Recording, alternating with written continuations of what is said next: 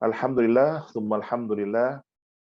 Bersyukur kita kepada Allah Subhanahu wa taala dengan limpah kurnia Allah, dengan perkenan Allah jualah kita dapat bermuajahah, bertatap muka dalam majlis muhadarah ilmu pada pagi hari ini, di mana kita akan sedikit mengadakan hiwar, perbincangan mengenai dua perkara, iaitu berkenaan tentang bagaimana penggunaan kad imbasan dalam mengajar Al-Quran menggunakan kaedah Iqra, dan juga bagaimana menggunakan buku Iqra klasikal.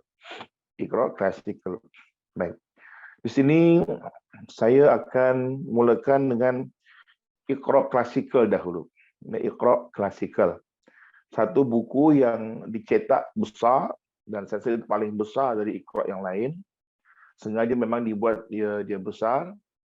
Ya, dalamnya hanya ada tak salah 30 sekian muka surat, yang mana ia merangkumi semua pelajaran yang ada dalam buku Iqra 1 hingga Iqra 6. Untuk ikhwan, akhwat, ustaz, ustazah, para cikgu, sebagai maklumat kita bersama, terlahirnya Iqra klasikal ini adalah satu inisiatif kita, usaha kita untuk mempercepat lagi masa dan pencapaian pelajar untuk dapat mampu mempelajari Al-Quran. Ya, jadi tujuan daripada adanya Iqra klasikal ini adalah untuk menambah lagi percepatan masa dan kemampuan pelajar pada membaca Al-Quran. Jadi kalau menggunakan buku Iqra biasa, ya, itu kita ada target kan? Kita ada target mungkin 6 bulan, 5 bulan, 4 bulan, okay? Mungkin yang paling cepat mungkin sebulan. Nah, maka dari hasil pengalaman kita mengajar berpuluh-puluh tahun di lapangan, ya, research dan sebagainya, maka kita pun membuat satu idea baru. Ya, kita membuat satu buku dipanggil Iqra klasikal, yang mana dalam buku tersebut hanya ada tajuk utama dan beberapa contoh bacaan sahaja. Okay. Tajuk utama dan beberapa contoh bacaan sahaja. Ianya tentu berbeza dengan Iqra yang biasa, yang 6 jilid tu. Kalau tanya apa kelebihannya? Kelebihan Iqra klasikal, kelebihannya adalah kurang latihan, cepat pada masanya. Okay. Sementara Iqra biasa mempunyai kelebihan yang sangat banyak. Contohnya apa? Latih tubi yang banyak. Ya, maka kepekaan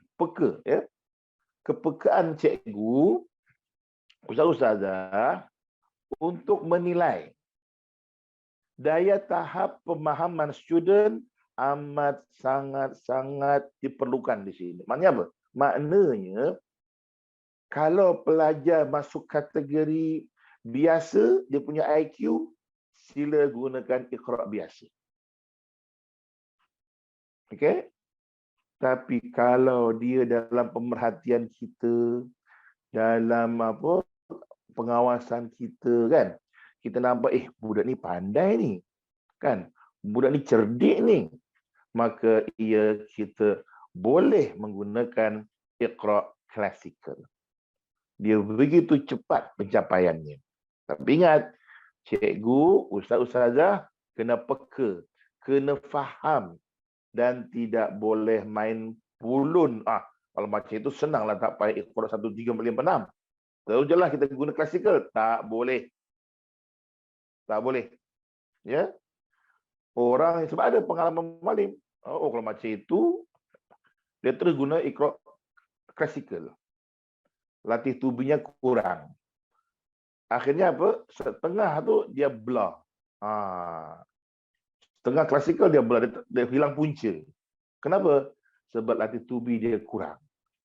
Akhirnya mahu tak mahu patah balik Iqra asal 1, 2, 3 dan sebagainya.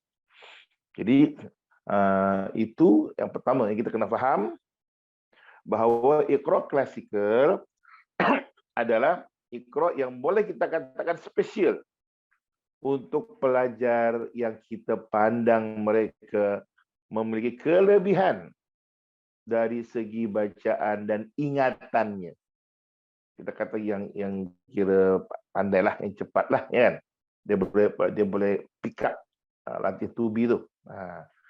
Tapi untuk pelajar-pelajar yang standard, yang biasa, apatah lagi yang lemah, jangan sekali-kali gunakan Iqra klasikal. Kesian dia nanti.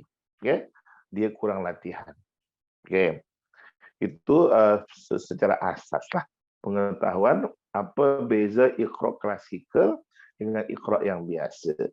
Yang kedua, dalam Iqra klasikal dan Iqra yang biasa, secara basic mengajar adalah sama. Apa itu?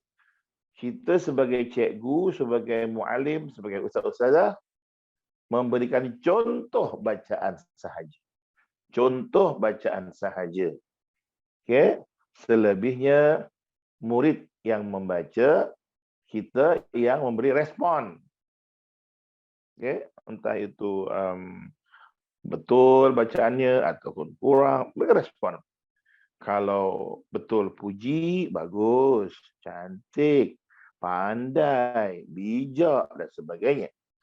Kalau ia salah, kita kata, adik hati-hati.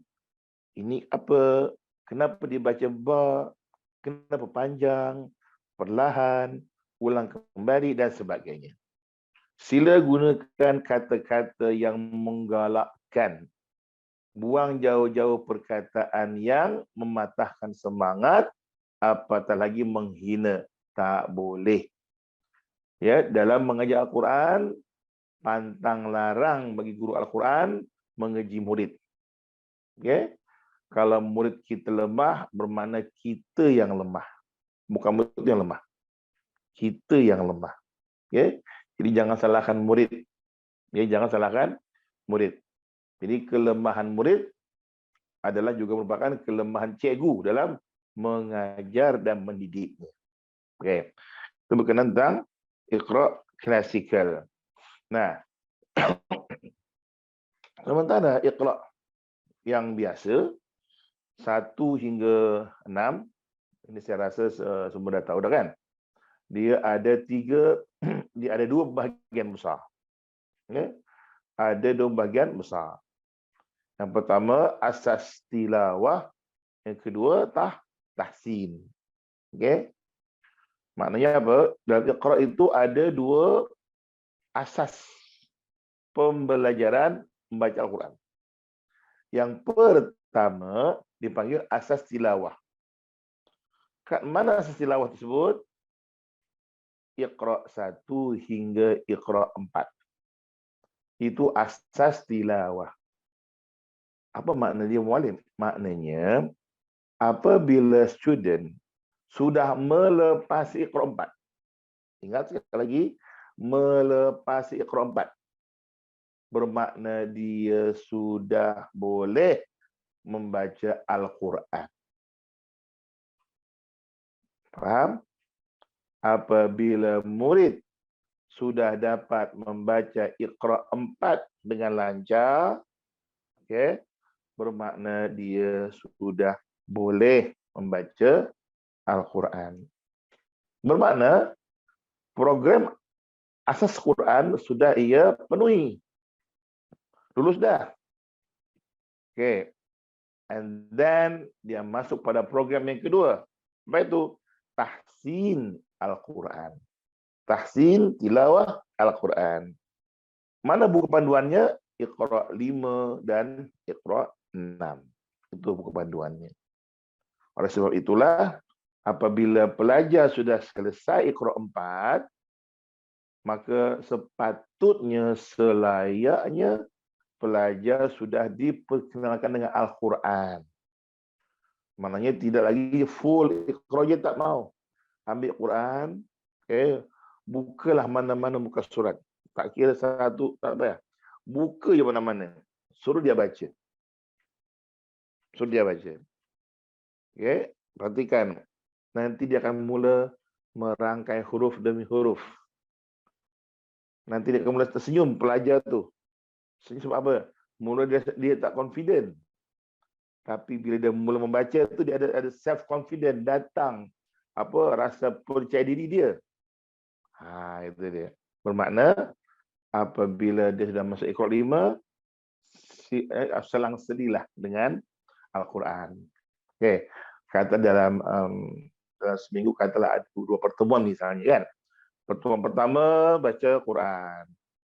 Next pertemuan kedua baca Iqra, sambung. Jadi jangan diabaikan. Iqra-nya tak mau, tak boleh. Ya tetap Iqra tetap jalan. Pada masa yang sama kita selang-selikan dengan membaca Al-Quran. Okay, ini berkenaan tentang perbezaan lah ya, antara Iqra klasikal dengan Iqra yang biasa. Jadi sekali lagi, bagaimana mualim kita nak menentukan budak ni dia layak kata layak Iqra klasikal? Tadi mualim katakan tadi, sebagai cikgu kena faham. Okay? Kita kena memahami, mengerti, kita peka dengan student kita sendiri, mana yang mereka yang jenis genius, jenis cepat faham, mana di antara mereka yang agak lemah dan sebagainya. Yang lemah ini tidak boleh menggunakan Iqra klasikal. Mereka perlu Iqra yang biasa, dan itu pun mereka perlu banyak ulang kaji. Okay? Baik. Mari berpindah kepada penggunaan kad imbasan. Begitu juga dengan kad imbasan. Okay?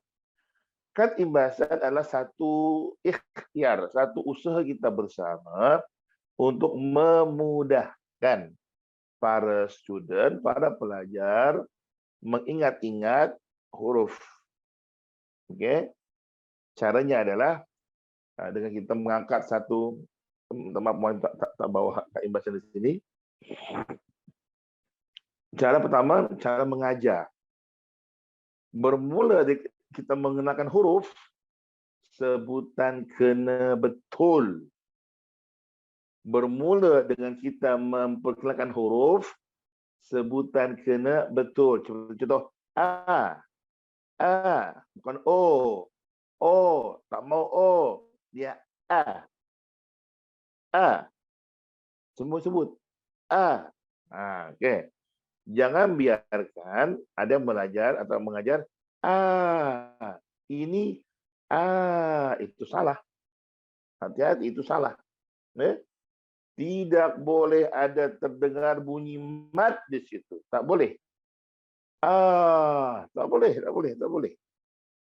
Okay. A. Kemudian ba.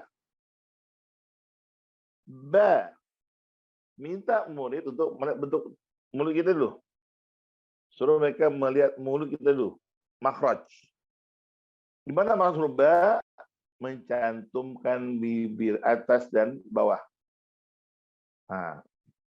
Okay. Mencantumkan bibir atas dan bawah. Pun dikeluarkan. Ba. Bukan ba. Jangan. Ini kebiasaan buruk.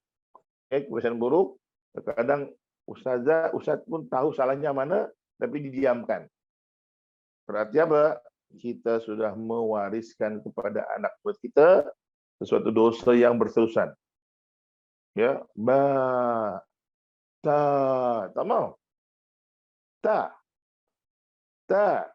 Kemudian sa, dan seterusnya.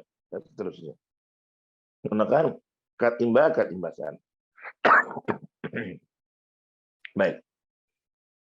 Apabila pelajar sudah mengenal huruf, okay, maka ketika kita ingin mengingat-ingat kembali huruf tersebut, jangan diurutkan abata saja, jangan. Tapi cukup ambil a misalnya, a, kemudian ja, kemudian da, kemudian sa, kemudian so. Mana jangan diurutkan. Supaya apa, muallim?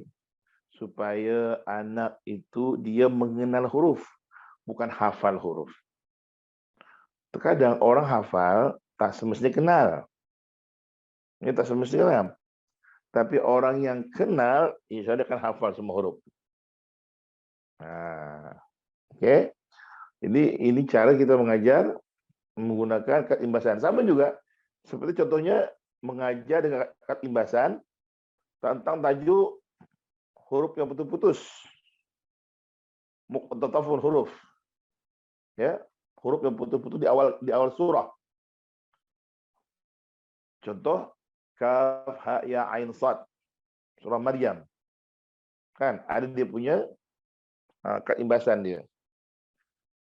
Ketika mengajar huruf bacaan ini wajib dibaca dengan benar.